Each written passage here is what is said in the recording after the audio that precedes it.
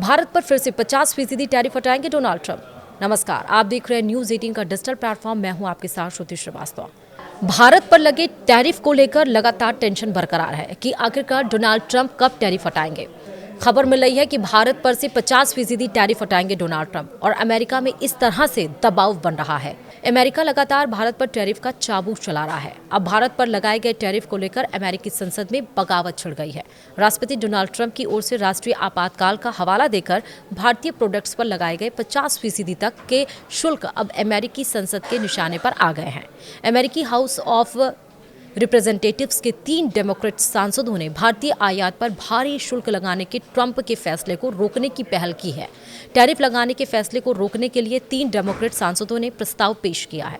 यह प्रस्ताव शुक्रवार को डेबोरा रॉस और टेक्सास के प्रतिनिधि मार्क वीजी और इलिनॉय के प्रतिनिधि राजा कृष्णमूर्ति ने पेश किया है।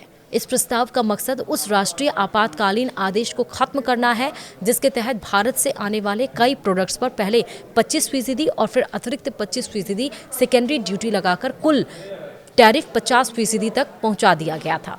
यह टैरिफ अंतर्राष्ट्रीय आपातकालीन आर्थिक शक्तियां अधिनियम के तहत लगाया गया था।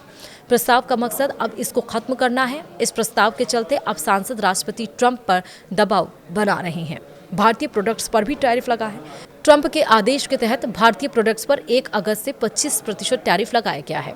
इसके कुछ ही दिनों बाद अतिरिक्त 25% तक का सेकेंडरी टैरिफ भी लगा दिया गया। इससे कई प्रोडक्ट्स पर कुल टैरिफ 50% तक पहुंच गया। व्हाइट हाउस ने कहा था कि भारत रूस से तेल खरीदता है और इसी के चलते अतिरिक्त टैरिफ लगाया गया है। अमेरिका का कहना है कि भारत के रूस से तेल खरीदने से अप्रत्यक्ष रूप से यूक्रेन में मॉस्को के युद्ध प्रयासों को समर्थन मिलता है। अब सांसदों का क्या तर्क है? सांसदों का कहना है कि यह फैसला ना तो अमेरिकी अर्थव्यवस्था के हित में है और ना ही आम उपभोक्ताओं के लिए फायदेमंद है। टैरिफ को अवैध और अर्थव्यवस्था के लिए नुकसानदायक बताते हुए सांसदों ने कहा कि यह कदम अमेरिकी कामगारों, उपभोक्ताओं और अमेरिका भारत के संबंधों को नुकसान पहुंचाते हैं। वहीं कांग्रेस वुमेन रॉस ने कहा था कि नॉर्थ कैरोलिना की अर्थव्यवस्था, व्यापार, निवेश भारत से गहराई से जुड़ी है। उन्होंने ये भी बताया कि भारतीय कंपनियों ने उनके राज्य में $1 अरब से अधिक का निवेश किया है और खास तौर पर लाइफ साइंसेज और टेक्नोलॉजी क्षेत्रों में हजारों नौकरियां पैदा की हैं। उन्होंने चेतावनी दी कि यह टैरिफ नौकरियों के खतरे में डालता है। वहीं ये भी सवाल है कि महंगाई से लोग जूझ रहे हैं।